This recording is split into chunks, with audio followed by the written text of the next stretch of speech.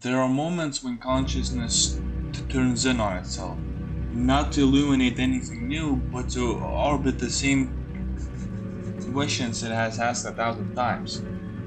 And the strange part is the awareness of the cycle doesn't stop the cycle. Sometimes it actually tightens it. Realization becomes recursion, insight becomes inertia. This is the paradox of modern thought. Not the lack of knowing, but the inability to move even while knowing too much. Not ignorance, but the entanglement. The mind builds patterns to survive, but patterns eventually start surviving for their own sake. A person sees the loop, sees the emotional rise, the collapse, the aftershock, and thinks this time will be different. This time it will break. But the moment becomes just another echo. The observation becomes part of the loop. And the more self-aware it all becomes, the, the deeper the spiral dig. Only by recognizing the pattern can the pattern be broken. That's what the fortune says. That's what most spiritual, therapeutic, or philosophical frameworks offer. Observe the self, recognize the system, then presumably be free. But what happens when the pattern is recognized over and over and nothing changes?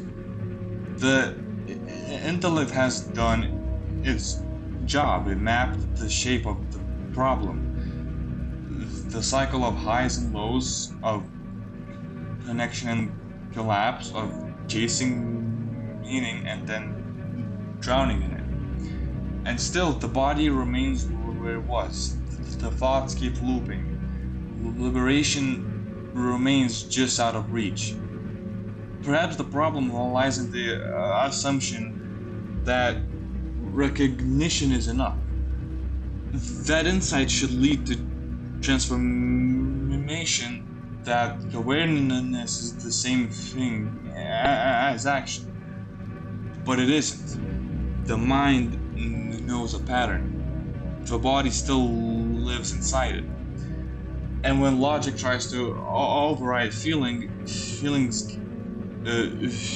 digs in harder, not to resist reason, but to demand to be felt before it can be released. Some minds begin building models not only of events, but of the thoughts that will come after them. An experience arrives, but before it can be lived, it is predicted, analyzed, and prepared for. Then the prediction is analyzed, the analysis is doubted, and so on. Expectations begin stacking, not just of outcomes, but how the outcome should feel. And when reality does not conform to the simulation, a crisis emerges. The dissonance grows louder. A person wonders why trust feels impossible, why connection seems elusive, but it may not be the people or the moment that is to blame. Only the infinite mirrors placed between them. This is not delusion, it's hyper clarity. The kind that burns the skin instead of warming it. Not blindness, but the kind of seeing that can't stop dissecting. And maybe this is the cost of thought turned inward too often. Not madness, but distance, a third person life. an aerial view of things that once needed to be felt up close.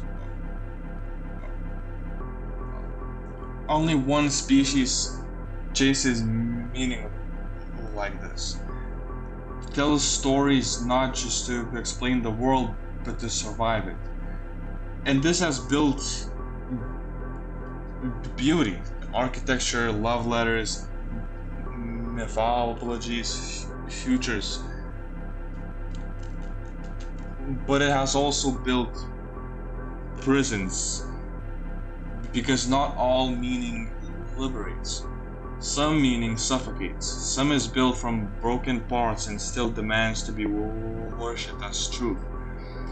When the mind seeks meaning in every moment, in every emotional wave, in every silence between people, it begins to fill in gaps that might have been better left open. And yet, what is the alternative? To stop assigning meaning altogether? To live only an action sensation surface? Even that becomes a philosophy. Even the rejection of meaning becomes a kind of belief system. So maybe it's not about stopping the search. Maybe it's about pausing the search when it turns into a spiral. Maybe meaning is like fire, warm when watched carefully, but blinding when stared at for too long.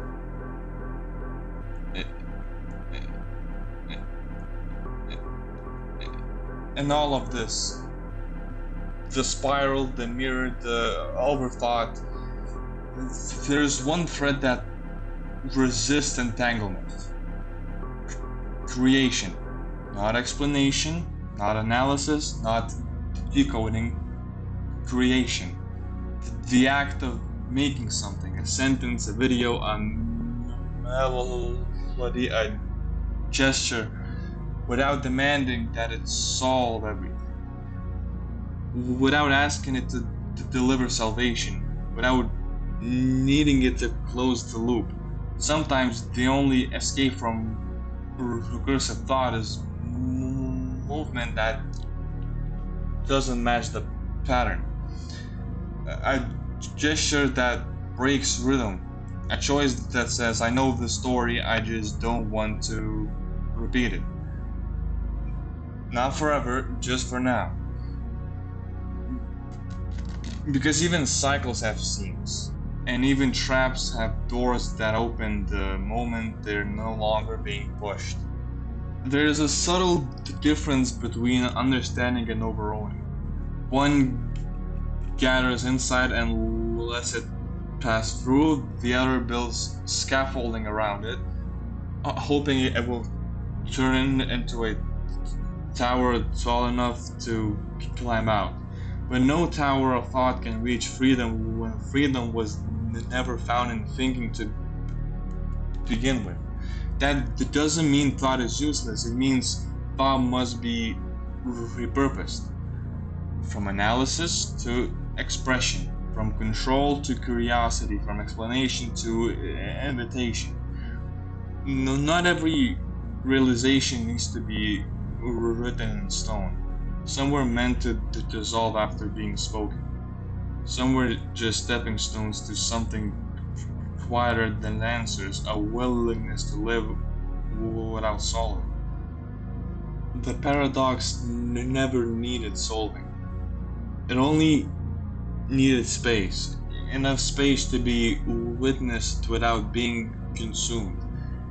And sometimes the only way forward is not to think better, but to think less and live through the rest.